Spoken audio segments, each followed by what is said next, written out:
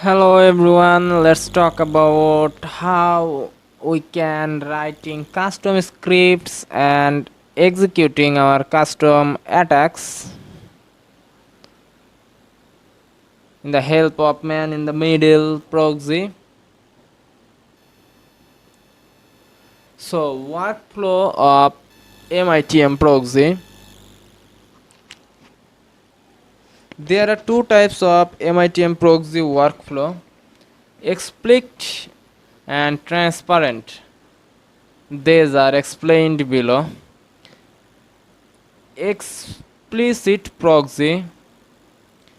In an explicit proxy configuration, the client browser is explicitly configured to use a proxy server, meaning the browser knows that all requests will go through a proxy. The browser is given the IP address and port number of the proxy service. You could also use a proxy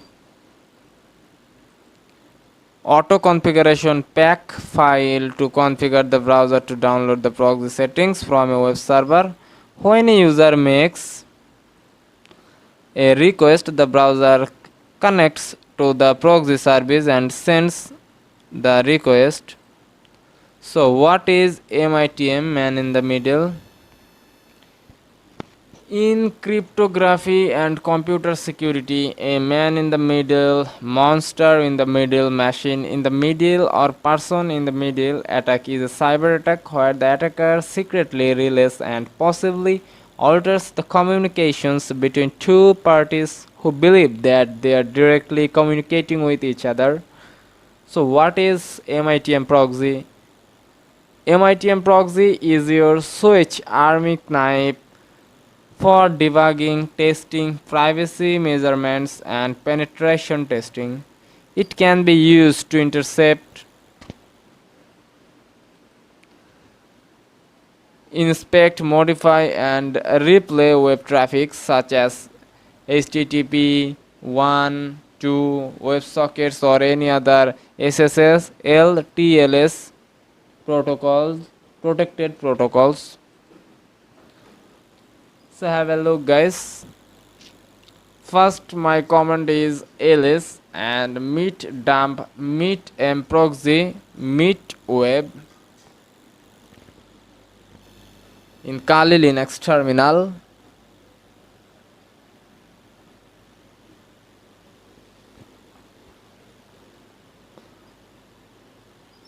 Inside terminal, now give command ethercap minus tq minus m arp.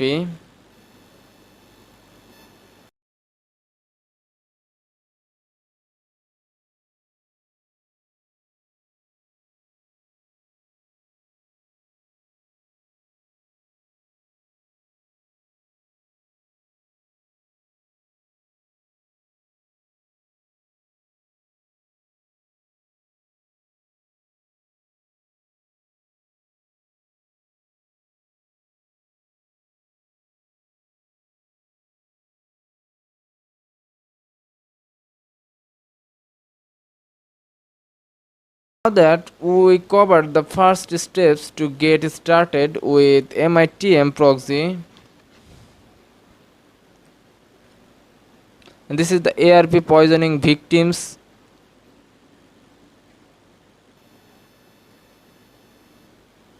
I would like to develop a bit more one of the best features.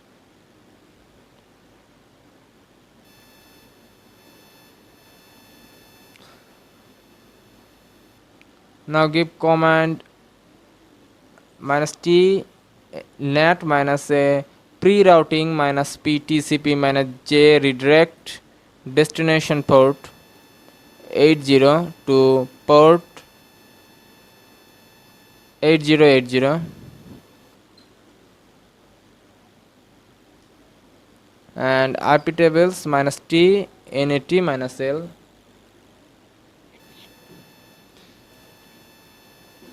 while writing add-ons in purely optional automating requesting editing with custom scripts considerably extends the boundaries of Meet proxy.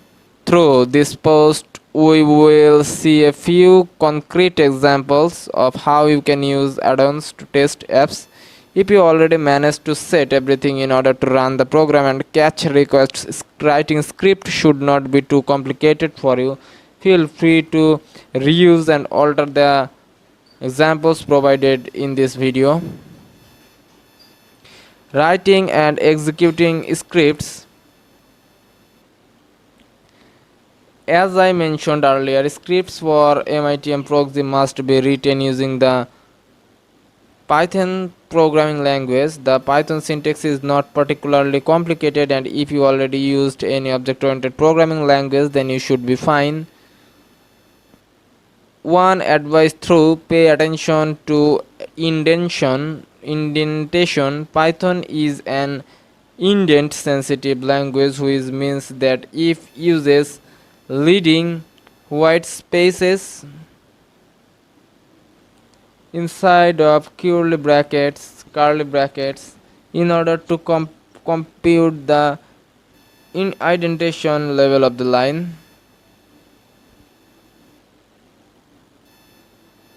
To execution the add-on, just save it in a file named myscript.py and execute the command meet mproxy -s dot slash myscript.py.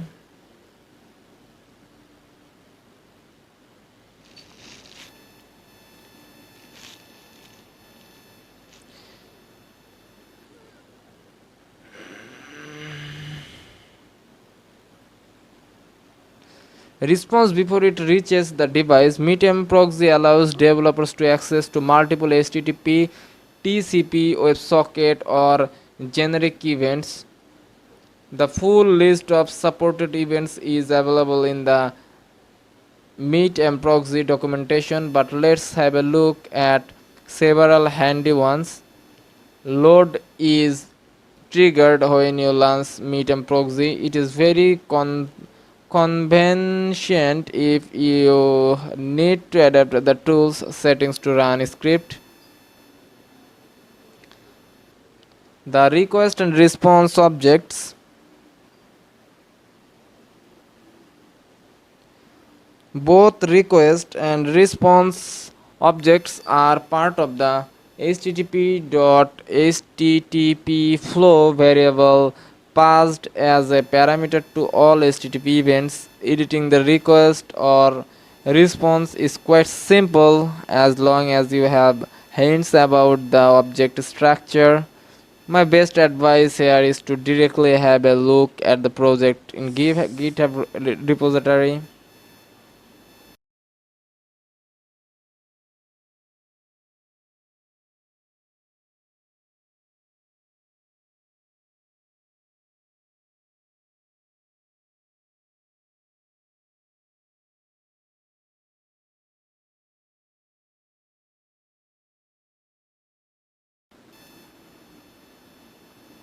And you guys can also use a special user agent for testing. Create an editable cache for API responses.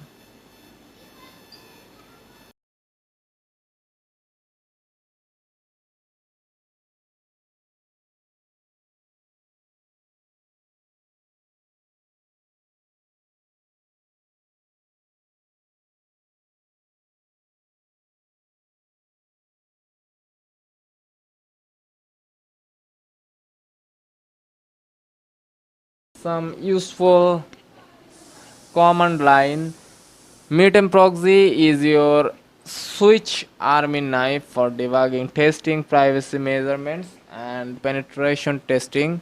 It can be used to intercept, modify, and replay web traffic such as HTTP1, HTTP2, WebSockets, or any other SSL, TLS protected protocols. You can prettify any decode a variety of message types ranging from HTML to Protobuf intercept specific messages on the fly, modify them before they reach their destination, and replay them to a client or server later on. And web interface use MITM proxies main features in a graphical interface with Medium Web. So that's it, guys. So you guys liked it, and thanks for watching.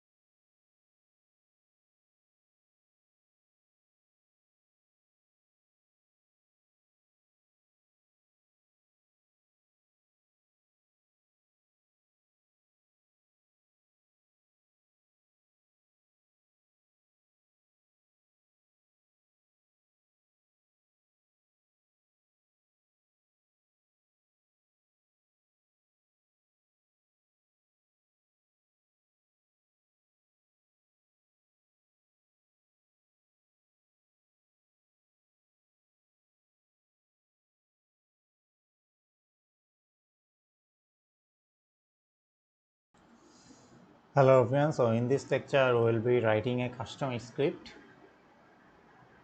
So first we're going to do is build out a ping sweeper script, and it's going to be pretty basic and simple. So before we get our writing script, we need to learn about how to narrow down the result. So first let's narrow down the result. Now we need to ping an IP address within our system. So in this picture, as you can see, that there is a response from that address, and then pressing Ctrl plus C will cancel the ultimate response. And there is another way that we can do is we want to send one packet to C whether it's alive or not, and we can do this by adding a -C1 behind the ping command, and this is a count of 1 and it allows the terminal to send one packet. For instance, if we say 10, and it will send 10 packets and it will appear in the terminal, and this makes sense. So now we are going to put the command into a text file, and with the command shown in this picture beside, we can just get the text file and it will show the same result as previously. So now we want to narrow down the result and what you want to extract from here. So in this example, I am interested in the return IP address that has a valid response. So if we ping a non-valid IP address, then there is a no response from the address, and the difference is, as you can see in here. What's the difference? When we get back to the response back, it will see a 64-bit byte from the valid IP address and vice versa. And later, if we are doing a sweep to the network, then we will be able to narrow down the result. So then we are going to narrow down on specifically on 64 byte. So we will be adding the pipeline, which is this one. This is called pipeline. Behind the cat dot I behind after this and behind this, and the pipeline symbol allow us to add additional command. Then we will be using a command called grep, which is going to grab any line from the specific word that you specify in this command. So in this picture you can see that you will be able to notice with the grep that the terminal only shows the line that only contains 64 bytes. So this proves that we have archived a response to the ping. So we want to extract the IP address from the line that we obtained. So now what we do is we narrow down some more, and this is a tool called cut. And then what you can do is, so in this picture we have a cut which is combined with -d, which is delimiter, and the delimiter is what we are going to be cutting on. So we are giving the delimiter of a space,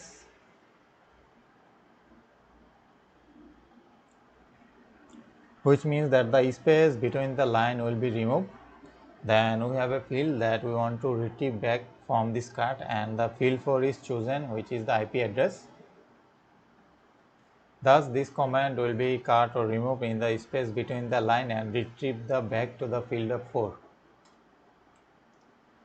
So if we try the IP address that we obtained in last command, then we have the colon, and in back of IP address that attached to it, we can ping it with this IP address due to the colon which is attached to the IP address. Therefore we actually need to remove it before performing a ping sweep. So now we are going to use a command called tr.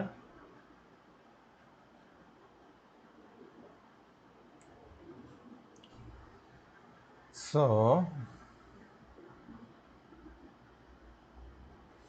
which means that the translate and add another delimiter which is -d to remove the colon.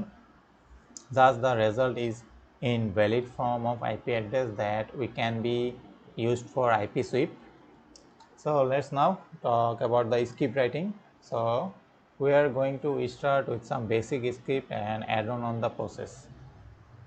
So the first line will use the declaration according to any script language, and the .h also indicate that we are running bash script.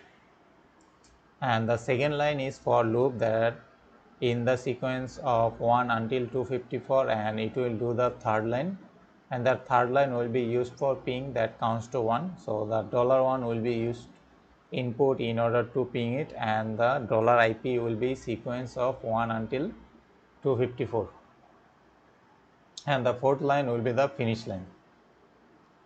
So in here the chmod command +x, so chmod +x is used to change the permission, as we all know, of the script, and we will be running the script with command which is this one /. So this will put out all the information from the script that we just run, and at the end we can add the IP address that I have obtained into the file, and we can then use this information later on.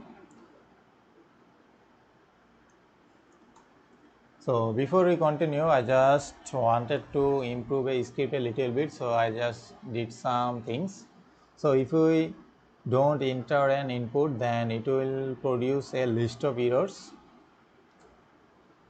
So if we don't have $1 as user input, then it will echo the error message. However, if we have an input, then it will return the second part of the coding. Now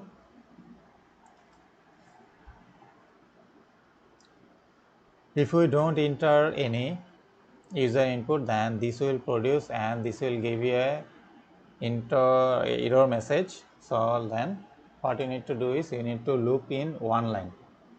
So we can write a loop in line. In this loop we are going to run through the all IP address in the iplist.txt, and then this will continue with semicolon and do nmap script with the declaration of the IP address which is $IP.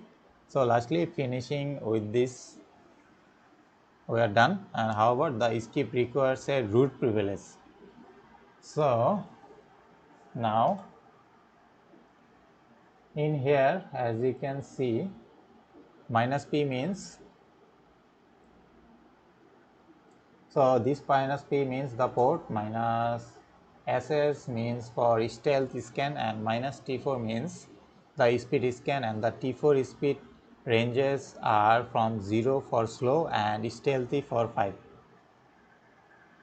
Stealthy to 5 is fast. So to solve the issue, we can switch to the root with command sudo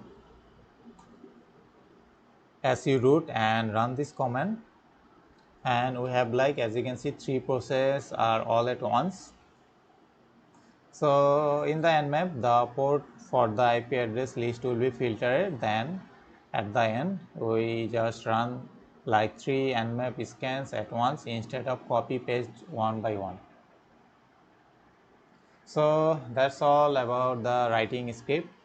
So this scripting is really important if you have the chance to get into the penetration testing. So there are more advanced scripting which you can learn by yourself, exploring to the internet and watching couple of our videos which I also talked about advanced technique of advanced scripting. So you can go and check that out. So that's all about the scripting.